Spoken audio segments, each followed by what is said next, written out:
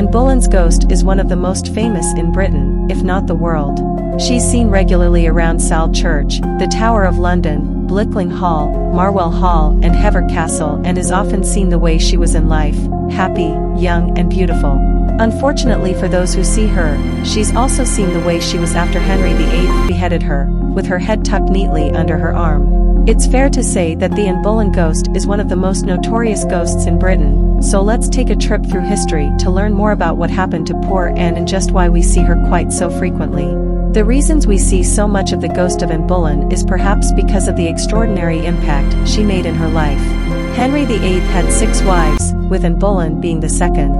His first wife was Catherine of Aragon. Because he was unable to get a divorce from her at the time, he performed drastic action, completely reforming the Catholic Church and opposing the Pope to get what he wanted. He put himself at the head of the church and was able to get his divorce to marry Anne. It seemed that he only really wanted to marry Anne, however, to birth a male heir. When she gave birth to a female heir, Queen Elizabeth I, Henry VIII was disappointed, and when the relationship between Anne and Henry broke down, he began his courtship of Jane Seymour, his third wife. However, it seems there was a little bit of an overlap, and Anne became pregnant once more. The child was stillborn, and Henry, desperate to be rid of poor Anne once and for all, charged her with treason. Her execution at the Tower of London was scheduled for May 18, 1536, but occurred on the 19th, whilst the king waited for a highly skilled executioner to arrive at the tower from France. One legend states that Anne Boleyn is buried at Salle Church, which may explain why she is sometimes seen there. She's also said to be seen strolling the grounds of Yew Tree Walk at Marwell Hall, where Jane Seymour and Henry VIII walked whilst they were planning their wedding. Jane and Henry were supposed to be staying at Marwell Hall whilst Anne was awaiting execution at the Tower of London, so it would be of little surprise that there are still Anne Boleyn ghost sightings at Marwell Hall today. This is the site of her husband's betrayal. Of course, there have been many sightings of Anne Boleyn's ghost at the Tower of London, as this was the place of her gruesome death.